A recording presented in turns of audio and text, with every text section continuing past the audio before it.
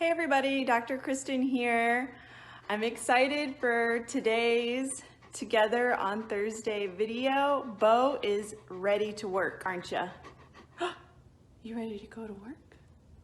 You want to do some fun things? So we have a great list of 5 activities that you can do with your dog.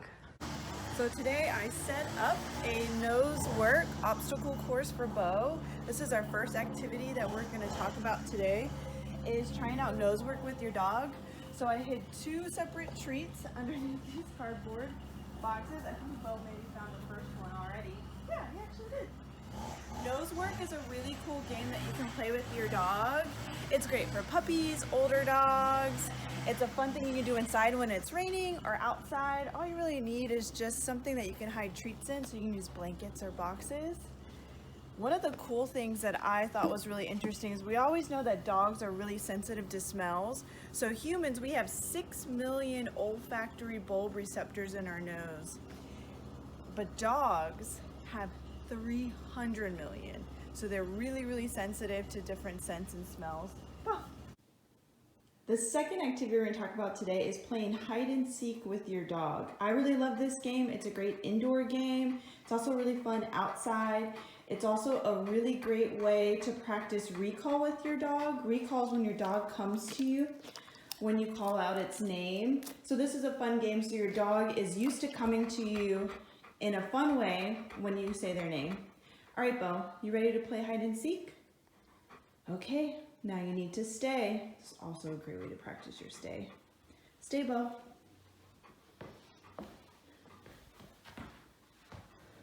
Stay, Bo. Stay.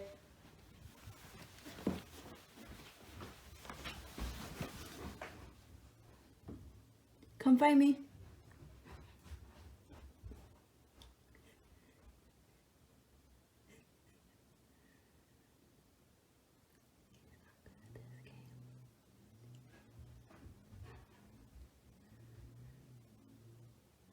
Come find me.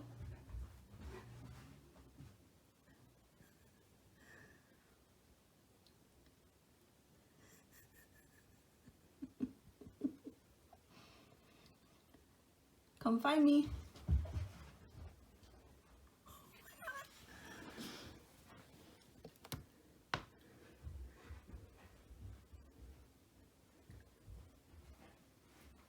Can you hear him?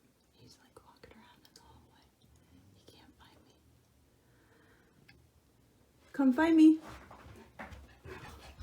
Oh, that took you a while. What I talk about is setting an intention before you start your walk with your dog. Setting an intention is a really great practice because it creates a space for you to be present and mindful. So maybe your intention is to just enjoy the sights and the smells of your neighborhood. Maybe you're going to be practicing a really good heel. Your intention can always change. And so today, me and Bo are just gonna have a really nice walk and enjoy the neighborhood. Ready? Okay, Bo, let's go.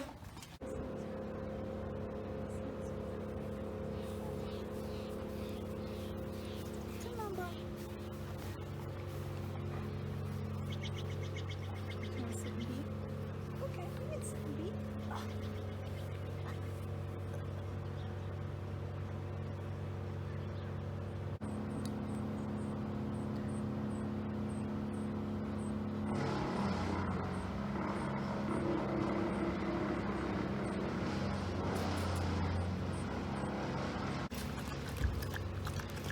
The fourth thing that we're going to talk about is heat safety. It is starting to get hot outside, so we need to make sure that we're always prepared when we take our dog outside.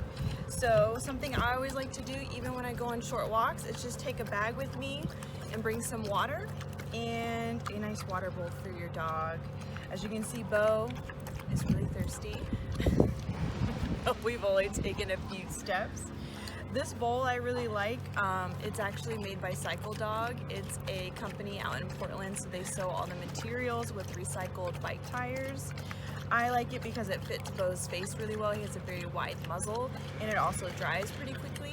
So there's a lot of different kinds of water bowls that you can bring. There are some that are made out of canvas, nylon, There are some that are hard plastics or attachments for the water bottle.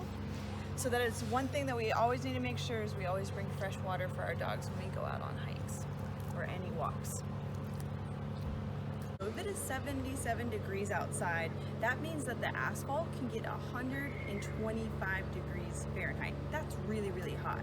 So our dogs' paws, they have pads on the bottom and they're really sensitive. So if it gets too hot outside, it's not great for their paws. So one thing that you can do before you start your walk is to do a quick check. So come on, Bo, let's check and see how hot it is. Okay, since you're going to the street, always check. And then put your hand down on the asphalt for about 3 seconds. If you can hold your hand on the asphalt for 3 seconds, then it's not too hot for your dog's paws. Okay, so the 5th activity we're going to talk about today is sharing a snack with your dog. I don't know about you, but recording all these videos is a lot of work, and I'm actually pretty hungry. I think Bo is too. And Bo is very much deserving of a nice treat.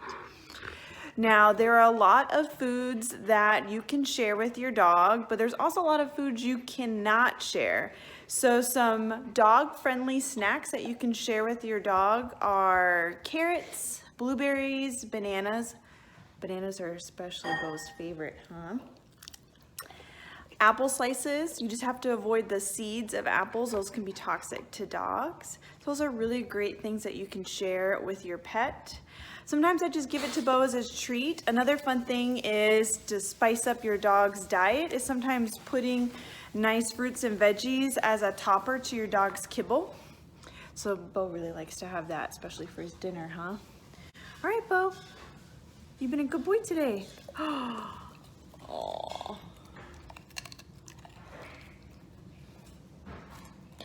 I think I deserve one too. Thanks again for tuning in to 4-H Together on Thursdays. I hope you have fun trying out these activities with your dog. I know Bo really enjoyed it. I think the snacks and the treats were your favorite part. What do you think? And also I was really impressed with the hide and seek. You're getting better. I miss y'all. Debunked. Top 5 misconceptions about service dogs and ESAs. Here are 5 misconceptions debunked about these assistance animals. Misconception number 1. Service dogs and emotional support animals all are the same.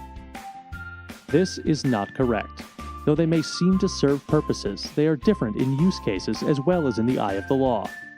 Service dogs are specifically trained by professional trainers to help augment their owner's limited ability to do things. On the other hand, an ESA could be any animal that helps comfort their owners. It's not necessary to train them otherwise. Misconception 2. I can take my emotional support animals into restaurants, hotels, and markets. Well, it depends. By default, only service dogs accredited by ADA can go with their owners in such places because of 2 reasons. 1. They have been trained and are certified to behave properly in public areas, and 2. Their service is necessary for the owners. All animals having a service dog certification automatically enjoy public area access rights and can fly in commercial airplanes. But emotional support animals may not have this privilege unless the owners present adequate documents supporting this privilege. Misconception 3. A doctor's note is required for a service dog. You don't need any doctor's note for your service dog. While entering into any public facility, informing the staff verbally about the dog is good enough. According to the Americans with Disabilities Act, ADA, the staff members of public facilities are allowed to ask 2 questions.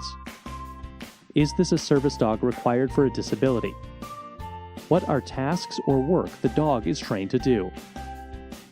At times, revealing the disability might cause some sort of embarrassment. To avoid this, you can choose to order an ID card for the dog. It will make the identification much easier and nobody is likely to ask any questions about your dog. Misconception 4.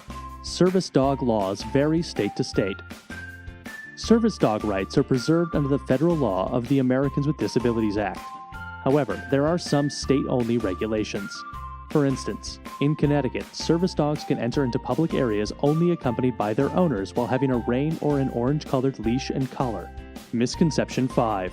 If landlords don't feel the tenant has limited ability or require an ESA, they can refuse the ESA of the tenant.